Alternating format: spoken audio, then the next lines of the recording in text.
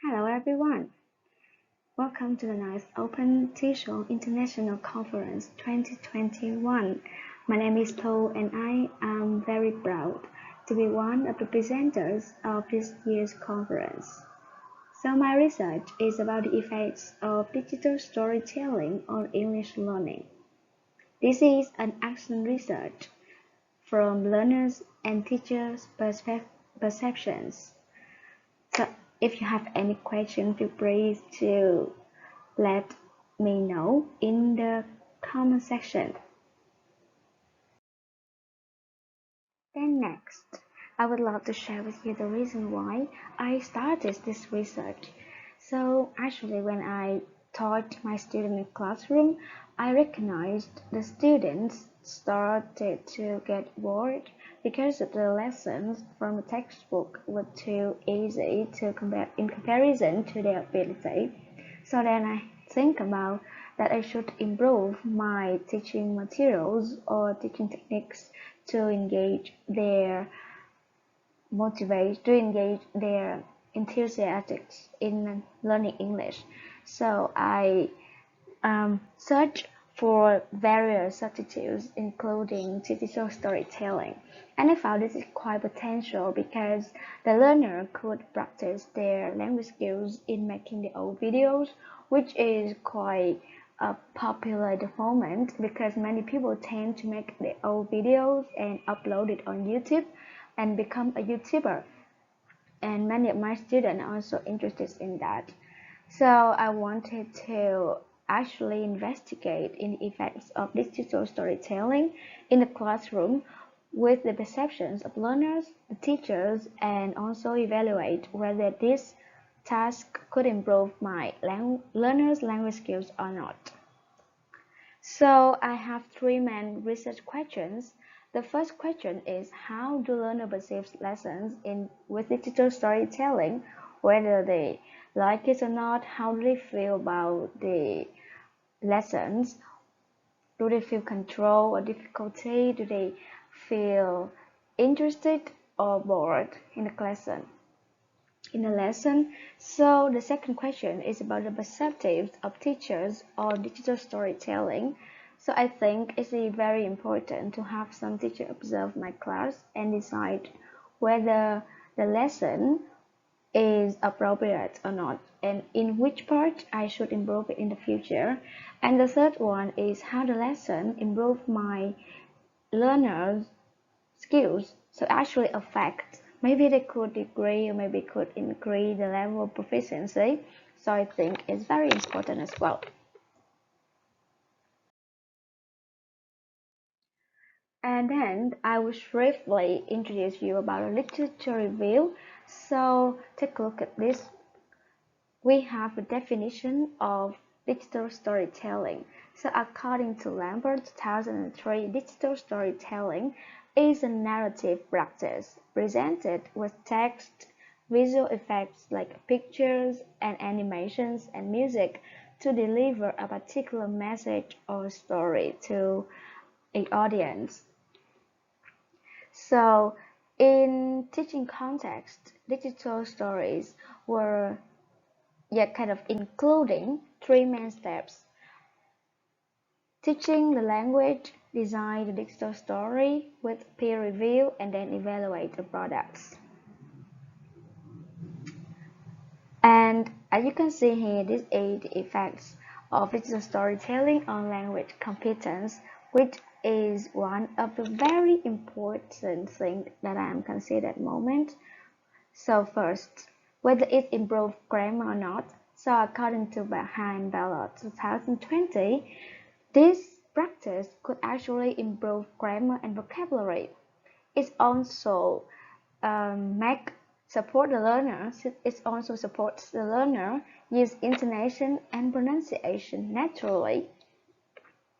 And last but not least, it's very important for improving speaking and writing skills. And from the perspectives of teachers and learners, so we have several perspectives actually. Teachers, they think that digital storytelling could increase learner interest and curiosity, but too challenging for young group of learners. So this is my current group of learner actually. And the second one is learners. So they feel like more positive. Yet the low and mid proficiency learners are more positive, while high proficiency learners perform better. So I want to see whether it is actually correct or not. Then we move to the purpose and the significance of the research.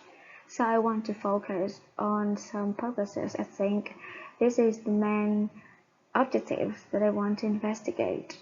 The first one is to identify teacher perspectives on evaluating digital storytelling in the classroom and investigate learner attentions, interest, curiosity, and controllability during learning process with digital storytelling. As you can see that these are four main criteria I think that reflect learner feelings and experience. And the third one is to measure the changes of learners learning with digital storytelling from which which will be showed in their test results compared to previous course. And then I would think about the significance. So the practice of this is to provide learners the novel learning approach instead of relying on the textbook only. So it could be a new approach. So they could learn something new and could apply technology into the classroom context as well. So that it could improve learning experience. They might get more interest into learning language and also improve their experience. And the last thing is that I always wanted to update my teaching methods. So I think it could also improve the teaching methods in the language center as well. So maybe it could be used like generalized in the language center.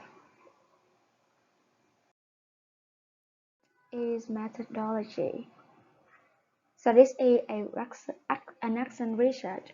So I would love to share with you about the information of this research. So I used the Bern 2009 guidelines for accent research, including planning, acting, observing, and reflecting the results. So this applied within 4 weeks with 11 learners and 2 teachers. For the instruments, as you can see here, I use self-observation and flow survey, so I could get information of the learners. And the teachers, 2 teachers that I have mentioned, observed my class and gave me some important evaluation about the teaching quality and also give me some important advice. And in addition, I also use class document to get data related to the lessons for quantitative analysis later. Now come to the most important part of the research, findings and discussion. So the first thing is the learner's perceptions. So learner perception is a very important part that I want to investigate for the first question of the research question. So the chart shows the information of the flow survey that I have conducted in 3 different weeks about the control, attention, curiosity, and interest of learner during the project. So as you can see here, control, attention, and interest had increased slightly over time, while curiosity was slightly delayed in the 3rd week, in the final week actually. Teacher perspectives. They gave me very useful information about evaluation lesson. So here is the positive points. So actually, digital storytelling could improve learner writing and speaking skills in their opinion.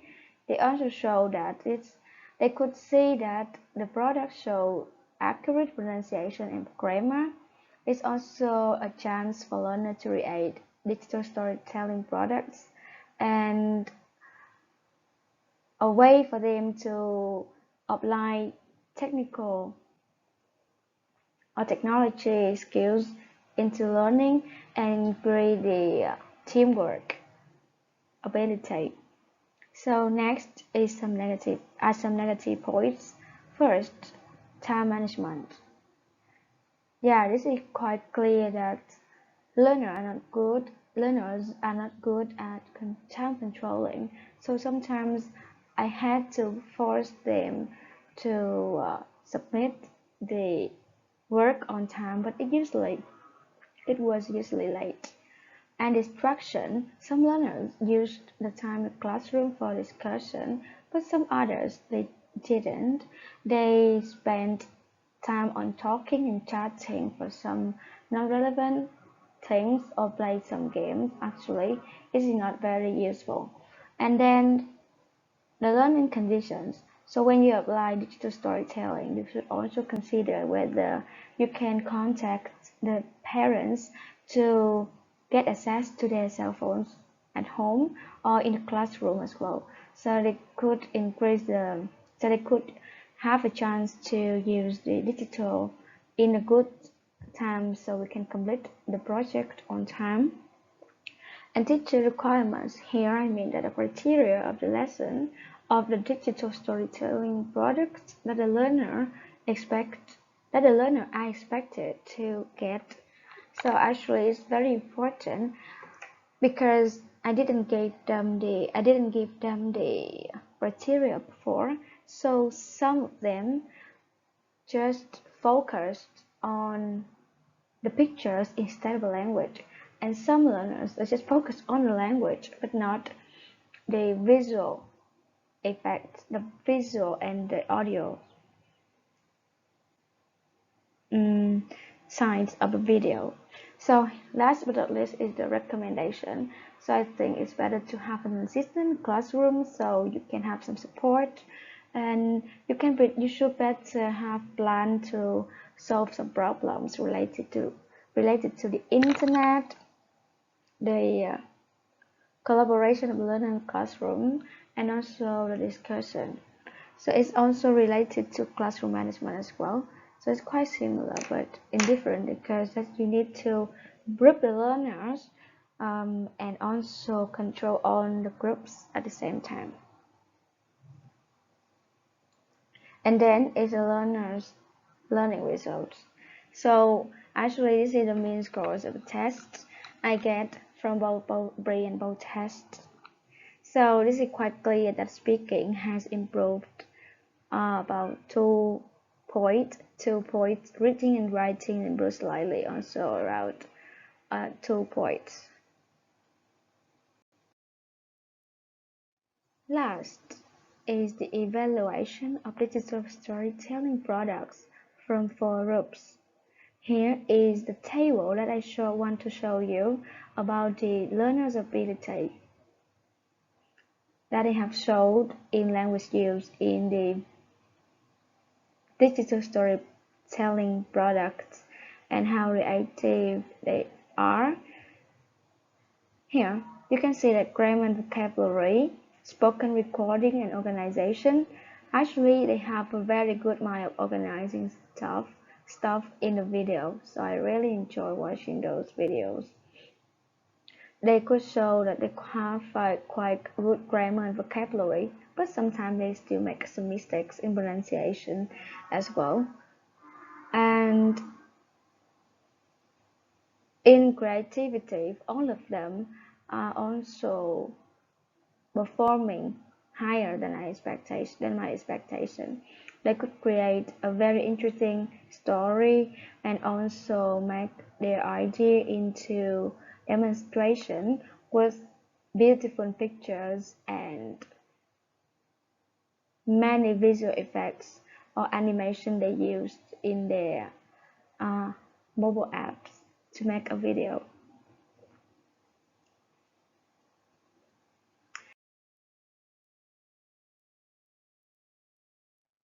The previous part has summarized the very important thing related to the results. So in comparison with the other authors or the other researchers about digital storytelling, I think this project was really positive because I could learn a lot of things from my accent research skills, and also could see that the learners they have a very great adaptivity. So here is some limitation in practice I want to mention. The time restriction is very important because actually previous research people do on the digital storytelling, they took like a year, or even the shortest one might be about 4 months, but this one is just within 1 month. Everything was very fast. So actually, if I could increase the time for the research, it could be more reliable. The limitation is also because of the facility deficiency. So if any center or any classroom have better facilitated condition, could increase the effective of the lesson as well. And the language center regulations. Normally, we always have to focus on textbook, but the thing is, might be one of the restriction. So before each digital lesson, I had to cover the language learning, the language in the textbook as well. So it took longer than expected before I get into digital storytelling project. So if we can use time wisely and follow, and despite this part of regulation, you can have better result. And even though I try to use Zalo as an app for learners to connect with each other. Some learners couldn't use Zalo at home, so they are not in the connection actually. So it could be more effective. If it would have been more effective if learners tried to connect with each other, like all the learners could connect with each other. So here are references from my presentation. I would love to share with you any information that you are not clear about. So if you have any question, feel free to ask, and I would love to answer you as soon as possible. And actually, this project is a very small project, so I love to listen to your experience as well. So if you have used any kind of teaching techniques, like making any special products or projects or tasks in the classroom, I would love to read and listen to your experience as well. So thank you very much for your listening. I hope that I could receive some evaluation from you as well for my presentation. Thank you very much.